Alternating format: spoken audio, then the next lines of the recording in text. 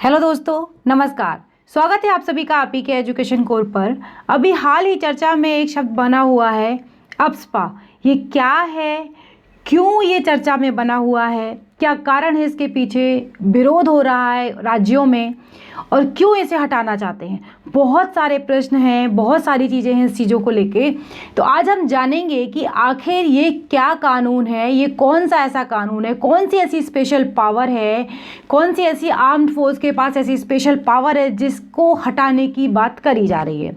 तो सबसे पहले अगर हम बात करें, ये है सशस्त्र सेना विशेषाधिकार कानून, या फिर इसे कहेंगे armed force special power act 1958। इसे क्या कहेंगे, ये 1958 का एक एक्ट है। इस आर्म्ड फोर्स स्पेशल पावर, उनके पास कुछ ऐसी स्पेशल पावर होती हैं जिसके कारण वो किसी को भी, अभी देखेंगे आगे करके एक एक करके चीज़ें, वो किस तरीके से जिस क्षेत्र में या जिस राज्य में लागू होता है वहाँ पर वो अपने अधिकारों को किस तरीके से बढ़ा सकते हैं और किस तरीके से काम कर सकते हैं। तो क्या है अप्सपा, शुरू करते हैं और देखते हैं कि भाई अभी ये जानने का विषय क्यों है, क्यों ये चर्चा में बना हुआ है, क्या रीज़न है। जब भी कोई टॉपिक या कोई चीज़ आती है उसके पीछे रीज़न होता है कि अभी हाल ही में चर्चा में ये क्यों है। तो अभी हाल ही में चर्चा में इसलिए है ये क्योंकि नागालैंड में जो मोन जिला है उसके पैरा फोर्सेज में एक ऑपरेशन में गलत तरीके से पहचान की गई और उसमें जो निर्दोष 14 ग्रामीण थे उनकी गोली लगने से मौत हो गई है। मतलब क्या है कि जो बिल्कुल बेगुनाह थे उनकी मौत हो गई है। और इसका एक जो ड्रॉबैक है वो यही है, मतलब जब इसका विरोध किया जाता है कि स्पेशल पावर जो जिनके पास है, जो मिलिट्री फोर्स, जो हमारे पास जो सेना है, जो फोर्स है, उसके खिलाफ कार्रवाई नहीं की जा सकती है। तो इसीलिए विरोध चल रहा है कि ये निर्दोष थे, इनकी मृत्यु हो गई है, इसके बावजूद भी जो ऑपरेशन चलाया गया है उसमें जो स्पेशल आर्म्ड फोर्स है उसके खिलाफ कार्रवाई नहीं की जा सकती है। तो चलिए शुरू करते हैं और इन चीज़ों को समझने की कोशिश करते हैं। तो क्या है अप्सपा, यह एक सशस्त्र सेना विशेषाधिकार कानून है। ये क्या है, एक कानून है, विशेषाधिकार कानून है। पहले 1958 की अगर बात करें तो पहले ये राज्यों के पास तक था, लेकिन 1972 में ये पावर सेंट्रल के पास भी आ गई थी कि वो किसी भी क्षेत्र में, किसी भी राज्य क्षेत्र में इस कानून को कभी भी लगा सकता है। तो अभी देखते हैं इस कानून की आवश्यकता जो है पूर्वोत्तर राज्यों में सेना को कार्यवाही में मदद के लिए 11 सितंबर 1958 को इसे पारित किया गया था। सेना, देखिए पूर्वोत्तर राज्यों में अक्सर कर हम देखते हैं, अगर आप देखें जब से देश आज़ाद हुआ था तब से ऐसी जो हिंसा वाली चीज़ें होती थी वो उभरने लगती थी और एक ये वाली बात आती थी कि राज्य से, वो भारत से अलग होना चाहते हैं। इस तरीके की जो क्या बोलेंगे, जो घटनाएं होती थी उन चीज़ों को रोकने के लिए इस कानून को बनाया गया था। तो 1958 में से पारित किया गया और इसे बाद में क्या हुआ, 1989 के आसपास देखा गया कि जम्मू और कश्मीर में भी आतंकवाद बढ़ता हुआ दिखाई देने लगा था। तो फिर 1990 में इसे जम्मू कश्मीर में भी लागू कर दिया। तो यहाँ पे आपके पास दो प्रश्न बनते हैं। सबसे पहले कि पूर्वोत्तर के जो राज्य हैं वहाँ पर या किसी भी ऐसे क्षेत्र में जहाँ पर वहाँ की सरकारें अपने एरिया को ना संभाल पाएँ, वहाँ पर आसान क्षेत्र घोषित कर दिया जाए। आसान क्षेत्र के बारे में भी जानेंगे कि अभी आसान क्षेत्र क्या है। तो अगर इस तरीके की जो घटनाएं हैं जो किसी भी तरीके से शासन को चलाने में विफल करती हैं या उनके खिलाफ काम करती हैं या उनके जो नियम कानून हैं उनको तोड़ती हैं, तो ये कानून वहाँ पर लागू हो जाता है। तो इस कानून की आवश्यकता 11 सितंबर 1958 को इसे पारित किया गया और बाद में जम्मू कश्मीर में से 1990 में इसे लागू कर दिया गया था। आगे देखते हैं, आगे क्या है। किसी भी राज्य या किसी क्षेत्र में ये कानून लागू कब किया जाता है, ये तभी लागू किया जा सकता है जब कोई राज्य या केंद्र सरकार या उस क्षेत्र को जो भी है उसको आसान क्षेत्र घोषित कर दे। फॉर एग्जांपल ये कोई एक एरिया है। अब आसान क्षेत्र के बारे में भी जानेंगे कि किस बिहाफ पे आसान क्षेत्र घोषित किया जा सकता है।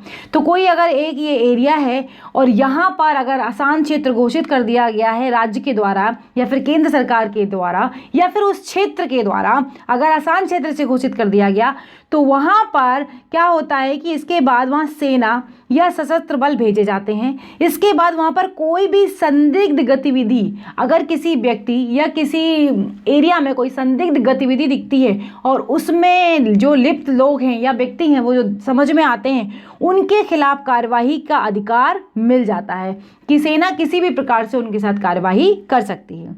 देखिए, अब आती है बात कि आसान क्षेत्र क्या है। अगर आपने हिस्ट्री पढ़ी है मेरे साथ तो आपको एक चीज़ समझ में आ गई होगी यहाँ पे कि विरोध क्यों होता है। संदिग्ध के आधार पर कोई सबूत नहीं मिला है, लेकिन संदिग्ध के आधार पर उस व्यक्ति को सजा मिल सकती है। तो आसान क्षेत्र का मतलब क्या है, किस क्षेत्र को डिस्टर्ब्ड एरिया घोषित किया जाता है।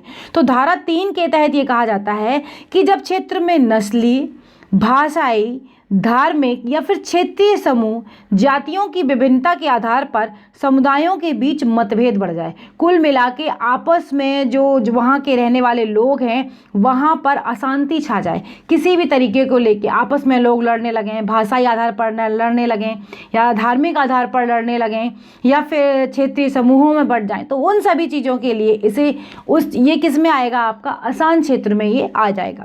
अब्सा कानून लागू होने के बाद सेना के पास जो अधिकार होते हैं, अब वो अधिकार कौन कौन से होते हैं देखिए।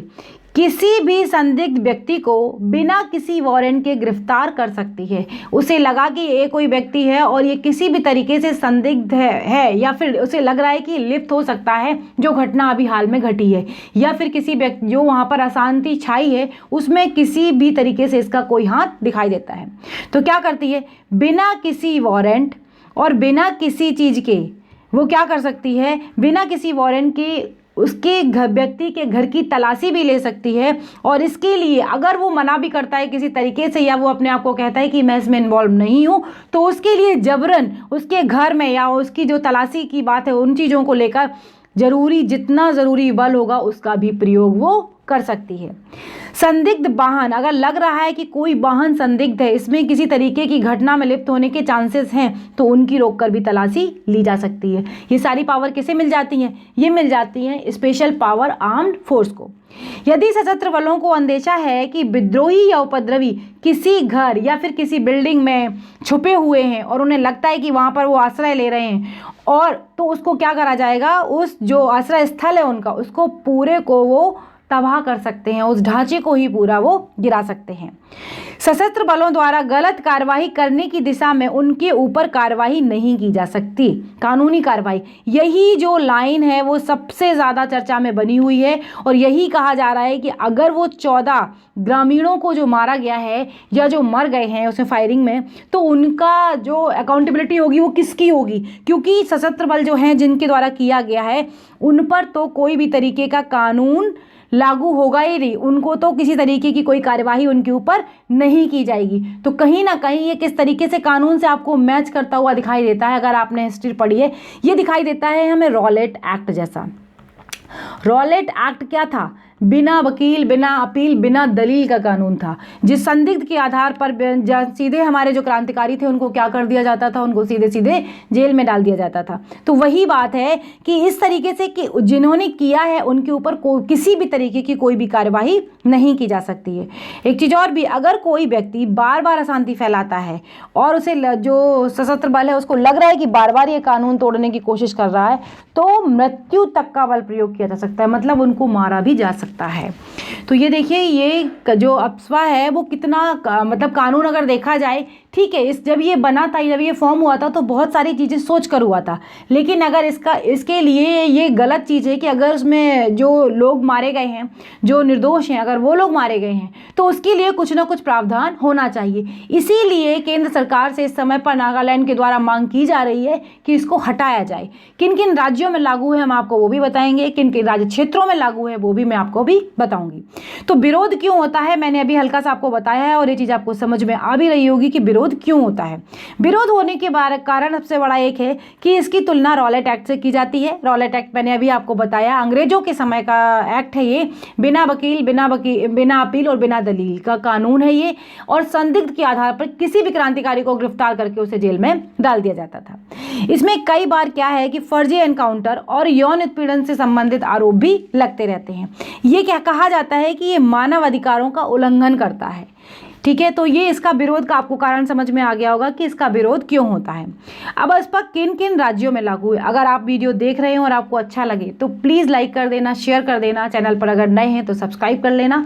वीडियो में अगर कोई कमी लगती है तो प्लीज़ कमेंट बॉक्स में ज़रूर बताइएगा। अब देखते हैं अप्सपा किन किन राज्यों में लागू है। तो किन राज्यों में लागू है, ये लागू है असम में, नागालैंड और इम्फाल म्यूनिसिपैलिटीज़ के इलाकों को छोड़कर पूरे मणिपुर में भी ये लागू है। अरुणाचल प्रदेश के तिराप, छांगलांग और लांगडिंग जिले में और असम से लगी सीमा पर यह कानून लागू है।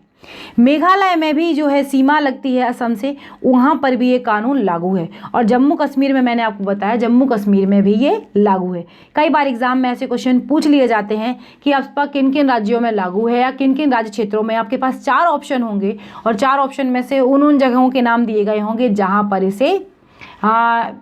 पर ये लागू होगा। तो आपको समझ में आया मोटा मोटी कि ये क्यों लगाया गया था, क्या कारण थे, क्यों बनाया गया था।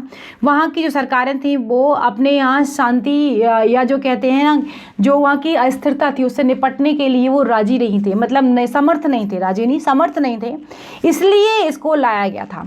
और क्योंकि वहाँ का एक जब पूर्वोत्तर राज्यों में अक्सर कर हिंसा बहुत ज़्यादा देखने को मिलती थी, इसी के कारण उन पर काबू पाने के लिए इसे लाया गया था। अब आप बताइए, आप क्या अप्सपा से सहमत हैं? अगर हैं तो प्लीज़ कमेंट बॉक्स में बताइए, और नहीं है तो क्यों है, कारण भी लिखिएगा। दोनों ही, अगर हैं तो क्यों है, नहीं है तो क्यों है, क्या इसे वाकई हटाया जाना चाहिए।